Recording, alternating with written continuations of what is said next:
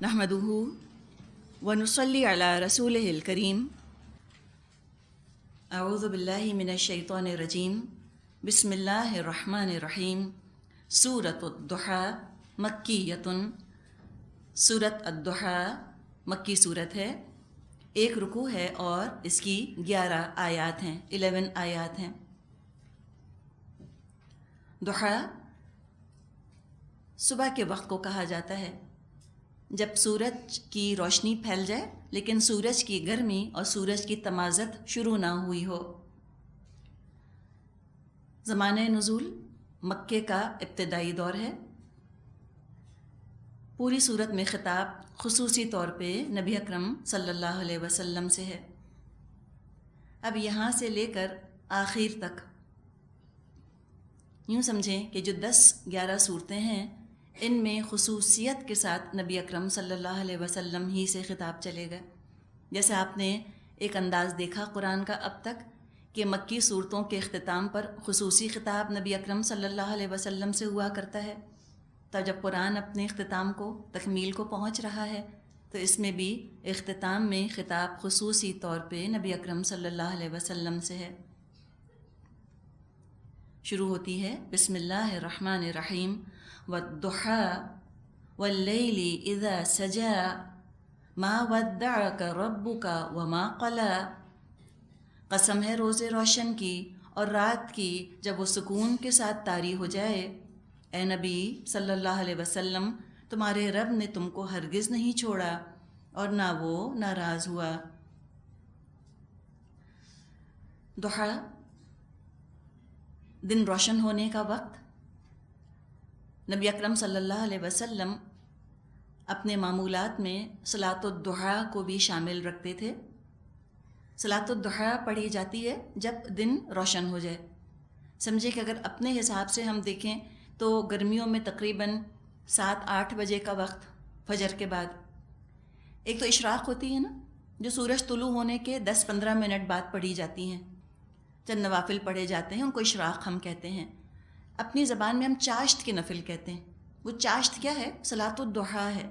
اس وقت صلاۃ الضحیٰ پڑھی جاتی ہے جب دن ذرا سا روشن ہو جائے۔ تو یہ وقت ہوتا ہے گرمیوں میں، سمجھیں کہ 7-8 بجے کا وقت، یعنی کہ بہت پرٹیکولر ٹائم نہیں ہے، اس میں کافی گنجائش موجود ہے۔ سورج کے بلند ہونے سے لے کر اور ظہر کی نماز تک اس کا وقت رہتا ہے، اس میں پڑھی جا سکتی ہے جب موقع مل جائے، جب ٹائم مل جائے۔ نبی اکرم صلی اللہ علیہ وسلم 12 رکعت ادا کیا کرتے تھے۔ 4 رکعت بھی پڑھ لینا کافی ہوتا ہے۔ حدیث قدسی میں آتا ہے، مضمون اس کا یہ ہے کہ اگر بندہ اللہ کے لیے 4 رکعت دن کے شروع میں پڑھ لے تو اللہ اس کے پورے دن کے کاموں کے لیے کافی ہو جاتا ہے، اور اس کے لیے پھر آزمائش شرط ہے۔ آپ پڑھیں تو آپ کو اندازہ ہوگا کہ دن میں اوقات میں کتنی برکت ہو جاتی ہے۔ تو ضحیٰ کی قسم کھائی گئی، اور رات کی، واللیلی قسم رات کی، اذا سجا جب سکون کے ساتھ رات طاری ہو جائے۔ سجا سکون، تو دن کا ذکر کیا گیا اور رات کا ذکر کیا گیا۔ دن کی اپنی افادیت ہے، اپنا فائدہ ہے دن کا، بھاگ دوڑ محنت مشقت ہے دن میں، تھکا دینے والے کام ہیں، اور رات کی اپنی افادیت ہے۔ وَجَعَلَ النَّوْمَ سُبَاتًا، اللہ نے نیند کو کاٹنے والا بنایا ہے۔ انسان کی تھکن کٹتی ہے، مصروفیت کٹتی ہے، آنکھ بند ہو جاتی ہے، سو جاتا ہے، اعصاب کا تناؤ دور ہو جاتا ہے اور انسان کے اعضاء تر و تازہ ہو جاتے ہیں۔ رات انسان کو آرام پہنچاتی ہے، اگلے دن کے لیے پھر تازہ دم کر دیتی ہے۔ تو پتہ یہ چلا کہ رات ہو یا دن، روشنی ہو یا تاریکی، دونوں ہی ضروری ہیں، اور تاریکی سے ہی روشنی کی کرن پھوٹتی ہے۔ ہم کہتے ہیں نا کہ the darkest hour is just before dawn، شدید تاریکی ہوتی ہے پھر صبح کی کرن پھوٹتی ہے۔ قسم کھا کر فرمایا گیا ان کی کہ ما ودعک ربک وما قلی، کہ آپ کے رب نے آپ کو رخصت نہیں کیا، نہ وہ آپ سے بیزار ہوا ہے۔ ان الفاظ کے پس منظر میں تو ہمیں جھانکنا ہوگا، یہ تسلی کیوں دی جا رہی ہے؟ ایسا لگتا ہے جیسے نبی اکرم صلی اللہ علیہ وسلم کو شدید احساس تھا کہ اللہ ان سے ناراض ہو گیا ہے، اس نے اپنا تعلق ان سے منقطع کر لیا ہے۔ شاید اللہ کی مہربانی، عنایت، توجہ اور شفقت نبی اکرم صلی اللہ علیہ وسلم پر نہیں رہی، شاید اللہ کی مدد شامل حال نہیں رہی۔ اب یہ کیفیت کبھی آپ پر طاری ہوئی؟ کبھی کبھی لگتا ہے نا، لگتا ہے کہ شاید اللہ کو اب میں اچھی نہیں لگتی، شاید اب میں اتنی زیادہ گناہ گار ہو گئی ہوں کہ اب اللہ مجھ سے بات نہیں کرے گا۔ ہوتا ہے نا، یہ فیلنگ آتی ہے۔ یہ فیلنگ شیطان کو بے انتہا پسند ہے کہ انسان اپنے آپ کو اللہ کی رحمت سے دور سمجھے۔ وہ خود بھی تو ابلیس ہے نا۔ ابلسا یبلسو کا مطلب ہوتا ہے اللہ کی رحمت سے مایوس۔ تو وہ خود اللہ کی رحمت سے مایوس ہوا تو بکٹٹ گناہوں کی طرف دوڑ گیا۔ جب وہ دیکھتا ہے کہ انسان اللہ کی رحمت سے مایوس نہیں ہوتے، ہر دفعہ توبہ کر لیتے ہیں، ہر دفعہ توبہ کر لیتے ہیں، گناہ کرتے ہیں اور پھر اللہ سے معافی مانگ لیتے ہیں، تو شیطان کو بہت ہی برا لگتا ہے، اور وہ بڑا خوش ہوتا ہے یہ دیکھ کر کہ لوگ اللہ کی رحمت سے مایوس ہو جائیں اور وہ کہیں کہ اب تو اللہ مجھے نہیں بخشے گا، میں تو جنت میں جا ہی نہیں سکتی، میں تو اچھا عمل اب کر ہی نہیں سکتی، اس کو اور کیا چاہیے۔ تو کبھی آپ پر ایسی مایوسی کی کیفیت طاری ہو، اللہ کی رحمت سے محرومی کا احساس ہو رہا ہو، ایسا لگنے لگ جائے کہ میں اللہ سے بہت دور ہو گئی ہوں، اس کے لیے اکسیر ہے سورۃ الضحیٰ پڑھ لینا۔ پیسمزم آپٹمزم میں تبدیل ہو جاتا ہے۔ قاضی ثناء اللہ پانی پتی رحمۃ اللہ علیہ کہتے ہیں کہ اس سے ڈپریشن کی کیفیت بھی دور ہوتی ہے، اور یہ جوڑا ہے سورۃ ضحیٰ اور الم نشرح، ان دونوں کو پڑھ لینا چاہیے۔ ڈپریشن کا بھی علاج ہے اس کے اندر۔ نبی اکرم صلی اللہ علیہ وسلم پر ہو سکتا ہے کوئی اس طرح کی کیفیات طاری ہوں، تو اللہ تعالیٰ نے وحی نازل فرمائی کہ نہیں، ایسی کوئی بات نہیں، نہ آپ کے رب نے آپ کو چھوڑا، نہ آپ کا رب آپ سے بیزار ہوا۔ شان نزول میں روایات آتی ہیں، اس صورت کے بارے میں پتہ چلتا ہے کہ جب نبی اکرم صلی اللہ علیہ وسلم پر پہلی وحی نازل ہوئی، سورہ علق کی ابتدائی آیات، اس کے بعد کچھ عرصہ وحی کا سلسلہ بند رہا۔ اس کو فترۃ الوحی کہا جاتا ہے۔ فترت کا مطلب ہوتا ہے بند ہو جانا، وقفہ۔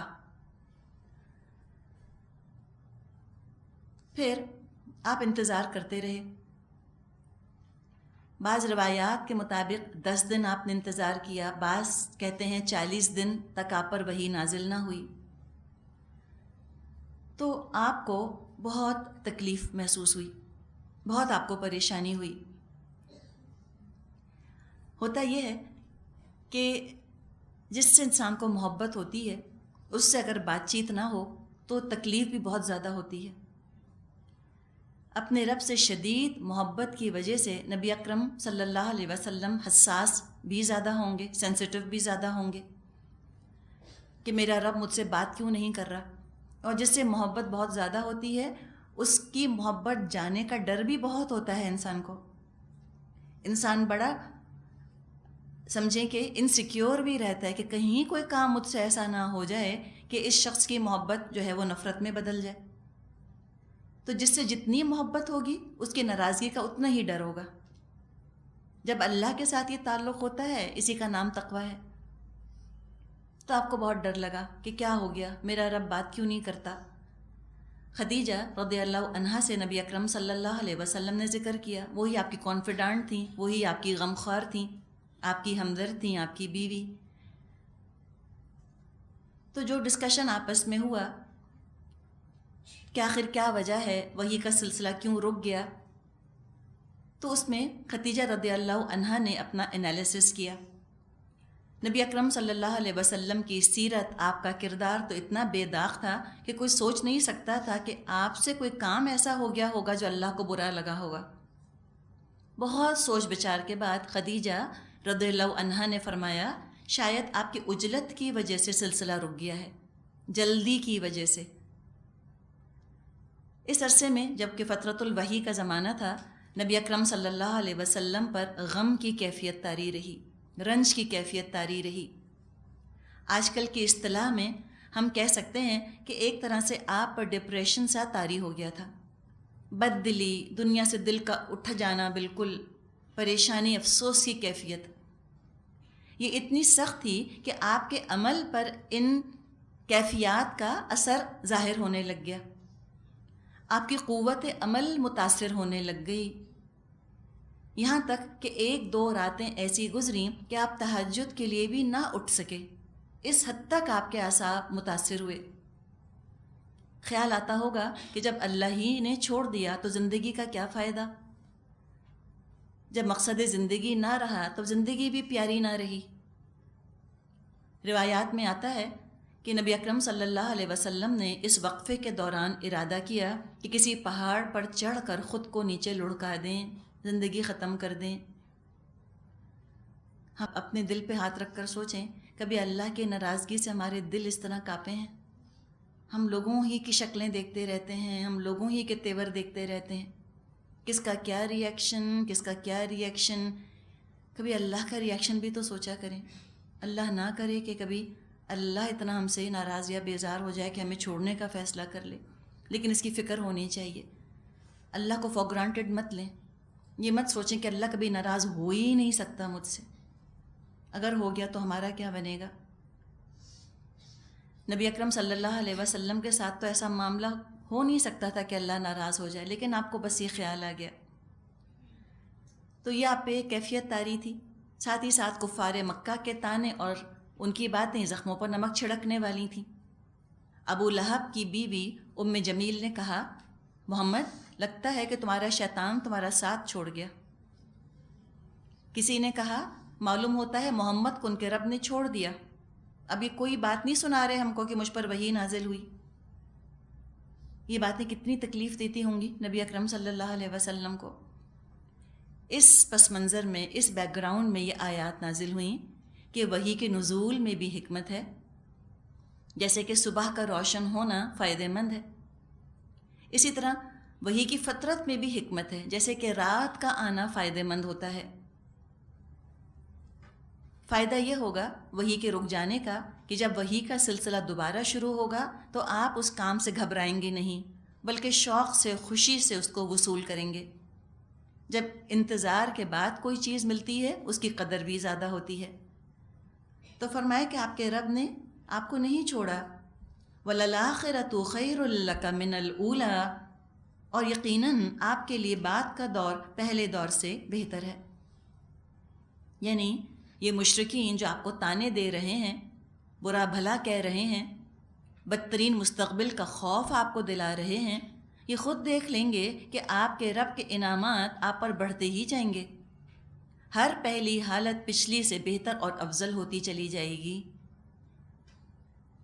نبی اکرم صلی اللہ علیہ وسلم کے کانٹیکسٹ میں اس سے مراد ہے کہ دنیاوی عزت اور حکومت بھی آپ کو ملے گی، اور اللہ کے قرب میں ترقی درجات کا سلسلہ جاری رہے گا. دنیا بھی بہتر سے بہتر ہوتی جائے گی اور آخرت بھی بہتر سے بہتر ہوتی چلی جائے گی. اور یہی معاملہ ہر مومن کا ہوتا ہے. وَلَلْآخِرَةُ خَيْرٌ لَكَ مِنَ الْأُولَىٰ. جب انسان دین کا سفر شروع کرتا ہے وہ مشکل ترین قدم ہوتا ہے. اپنا نفس ابھی قابو آیا نہیں ہوتا، دل پوری طرح، بات جو ہے وہ دل میں پوری طرح ٹھکی نہیں ہوتی، ایمان پر دل جمع نہیں ہوتا. ابھی خود بھی انسان ہلا ہوا ہوتا ہے نا، نیو کمر ہوتا ہے، دین کے اندر نیا نیا آیا ہوتا ہے. لوگوں کی طرف سے مخالفتیں ہو رہی ہوتی ہیں، تانے مل رہے ہوتے ہیں، مذاق اڑ رہا ہوتا ہے، پیشن گوئیاں ہو رہی ہوتی ہیں. یہ ساری چیزیں انسان کو ڈراتی تو رہتی ہیں، لیکن جو اس کو عبور کر جائے اب آگے آسانی سے آسانی ہوتی چلی جاتی ہے، بہتر سے بہتر ہوتا چلا جاتا ہے معاملہ. تو مومن کے لیے شروع کرنا سب سے مشکل ہوتا ہے، اس کے بعد آسانی سے آسانی، یہاں تک کہ سب سے بڑی آسانی کی جگہ جنت اور اللہ کی رضا وہ اس کو حاصل ہو جاتی ہے. کافر کا معاملہ الٹا ہوتا ہے. شروع میں بڑی آسانی لگتی ہے، بڑی آزادی، لاٹس آف اسپیس، چرے چگے، کھائے پیے، ہنسے بولے، جو جی چاہے کرے، لیکن وہ چلتا ہے تنگی کی طرف، مشکل کی طرف. تو بہتر یہ ہے کہ انسان آج مشکل اٹھا لے تاکہ کل اس کے لیے آسانی ہو. فرمایا وَلَسَوْفَ يُعْطِيكَ رَبُّكَ فَتَرْضَىٰ، اور عنقریب تمہارا رب تم کو اتنا دے گا کہ تم خوش ہو جاؤ گے۔ جو چیزیں نبی اکرم صلی اللہ علیہ وسلم کو مرغوب تھیں وہ کیا تھیں؟ کہ کیا چاہیے تھا ان کو اپنے رب سے؟ کیا ان کو دولت چاہیے تھی؟ کیا ان کو سونے کے پہاڑ چاہیے تھے؟ وہ تو اللہ نے آفر کیے تھے۔ حدیث میں مضمون آتا ہے، نبی اکرم صلی اللہ علیہ وسلم نے فرمایا کہ اللہ تعالیٰ نے مجھ سے یہ بات بیان فرمائی ہے، اللہ تعالیٰ نے مجھ کو یہ پیشکش کی ہے کہ میں چاہوں تو میرے ساتھ سونے کے پہاڑ چلا کریں، لیکن میں نے کہا کہ نہیں اللہ، میں چاہتا ہوں کہ ایک دن پیٹ بھر کے کھاؤں تاکہ تیرا شکر ادا کروں، اور ایک دن بھوکا رہوں تاکہ میں صبر کروں۔ تو یہ ہے نا، صبر اور شکر کے درمیان زندگی کا دھارا بہتا رہے تو طغیانی نہیں آتی۔ جب صبر کے مراحل نہیں آتے، انسان میں ہو سکتا ہے طغیانی آنے لگ جائے، سرکشی آنے لگ جائے، اللہ کی نعمتوں کو فور گرانٹیڈ لینے لگے۔ تو دنیا کی نعمتیں تو آپ نے مانگی نہیں اللہ سے، آپ نے تو صبر اور شکر کے ساتھ زندگی گزار دی، قناعت کے ساتھ۔ دنیا کے بارے میں بہت قانے تھے، کنٹینٹ تھے، لیکن آخرت کے بارے میں بہت ایمبیشس، آگے بڑھنے والے۔ فرمایا کہ اللہ آپ کو اتنا دے گا کہ آپ راضی ہو جائیں گے۔ تو آپ کو کیا چاہیے تھا؟ کیا چیز آپ کو مرغوب تھی؟ آپ چاہتے تھے کہ مسلمانوں کی مشکلات آسان ہو جائیں جو یہ مکے میں اٹھا رہے ہیں، ان کی زندگیاں آسان ہوں، دین پہ چلنا آسان ہو جائے، اسلام پھیل جائے، اس کا غلبہ ہو جائے۔ اللہ کرے کہ ہماری تمنائیں بھی یہ ہو جائیں۔ ہم اس مچھر کے پر کے برابر کی دنیا کو سمیٹتے رہتے ہیں، اس سے آگے نظر نہیں اٹھتی نا، اخلد الی الارض، لپٹے رہتے ہیں ہم، چمٹے رہتے ہیں دنیا سے۔ یہ گھر بن جائے، یہ بچے کی شادی ہو جائے، یہ بچہ پڑھ لے، اس میں کچھ بھی پامال ہوتی رہے اللہ کی حدود۔ ہم کہتے ہیں اللہ کا معاملہ دیکھا جائے گا نا، اللہ کو راضی کرنا کیا مشکل ہے، اس دنیا کو سمیٹو۔ تو یہ پرائیورٹیز ہم جب یہ بنا لیتے ہیں، زندگیاں تنگ سے تنگ ہوتی چلی جاتی ہیں ہماری، پریشانیاں بڑھتی چلی جاتی ہیں ہماری۔ کیوں نہ ہم دین کو اپنا ٹارگٹ بنا لیں کہ اللہ دین پھیل جائے، اللہ لوگ تجھ سے جڑ جائیں، اللہ لوگ تیرے فرما بردار ہو جائیں، اس پر فوکس ہو جائے، اس پہ لاک آن ہو جائے، یہ تمنا بن جائے زندگی کی ہماری کہ اللہ میرے سارے خاندان والے دین پہ چلنے لگیں، اللہ تجھ سے محبت کرنے لگیں، تجھ سے ڈرنے لگیں، ان کے دل کانپیں نافرمانی ہوتے دیکھ کر تیری۔ یہ تھی تمنا ہمارے رسول کی۔ اتباع کرنا ہے تو اس میں کریں نا، بیٹھ کر پانی پی لینا کیا مشکل ہے، باتھ روم میں کھڑے ہو کے مسواک کر لینا کیا مشکل ہے، بال کی کھال نکالنا کہ تشہد میں انگلی یوں، تشہد میں انگلی یوں، یہ بھی چیزیں اہم ہیں، لیکن یہ تو بہت چھوٹا سا حصہ ہیں۔ اس سے بڑی چیز کو دیکھیں نا، نقطۂ نظر وسیع کریں، نسب العین وسیع کریں اپنا، بڑی بڑی سنتوں کو دیکھیں۔ کیا تھی آپ کی سنت؟ یہ تھی آپ کی سنت کہ آپ دین کو سر بلند ہوتے دیکھنا چاہتے تھے، آپ ایسا ماحول دیکھنا چاہتے تھے دنیا میں جس میں اللہ کی نافرمانی مشکل اور اللہ کی فرما برداری آسان ہو۔ تو فرمایا کہ یہ سب آپ کو ملے گا، آپ کی حکومت قائم ہوگی، اللہ آپ کو اتنا دے گا کہ آپ راضی ہو جائیں گے۔ جب یہ آیات نازل ہوئیں کہ اللہ آپ کو اتنا دے گا کہ آپ راضی ہو جائیں گے، تو آپ صلی اللہ علیہ وسلم نے فرمایا اذا لا ارضى وواحد من امتی فی النار، کہ اچھا جب یہ بات ہے تو میں اس وقت تک راضی نہ ہوں گا جب تک میری امت کا ایک آدمی بھی جہنم میں رہے گا۔ اپنے لیے نہیں مانگا نا، کتنی ہم سے محبت تھی۔ اپنا نام لے کر سوچیں نا، آپ سے کتنی محبت کی اللہ کے رسول نے، اتنی محبت آپ کو دی ہے، ہم سوچیں کہ ہم نے جواب میں کتنی محبت کی۔ ہمیں کون سی سنت پیاری ہے اپنے رسول کی؟ ہم کہتے ہیں سو واٹ، آج کل ہو نہیں سکتا، اٹس ناٹ پاسبل، اور ہم سنتوں کو چھلانگتے پھلانگتے توڑتے ہم دنیا کی طرف دوڑتے چلے جاتے ہیں۔ پھر کہتے ہیں تو کیا ہوا، پھر آ کے نماز پڑھ لیں گے نا رات کو، واٹس دا بگ ڈیل، کیا بڑی بات ہے؟ ہم نے تو نہیں محبت کا حق ادا کیا، سچی بات ہے۔ اللہ کرے کہ ہم واقعی اپنے رسول کی محبت کا حق ادا کرنے والے بنیں۔ صحیح مسلم میں عمر بن عاص رضی اللہ عنہ سے روایت ہے، ایک روز نبی اکرم صلی اللہ علیہ وسلم نے وہ آیت تلاوت فرمائی جو ابراہیم علیہ السلام سے متعلق ہے کہ فَمَن تَبِعَنِي فَإِنَّهُ مِنِّي وَمَنْ عَصَانِي فَإِنَّكَ غَفُورٌ رَحِيمٌ، کہ اللہ جو میری پیروی کرے وہ مجھ میں سے ہے، اور جو میری نافرمانی کرے اللہ تو غفور و رحیم ہے۔ کیا بات ہے،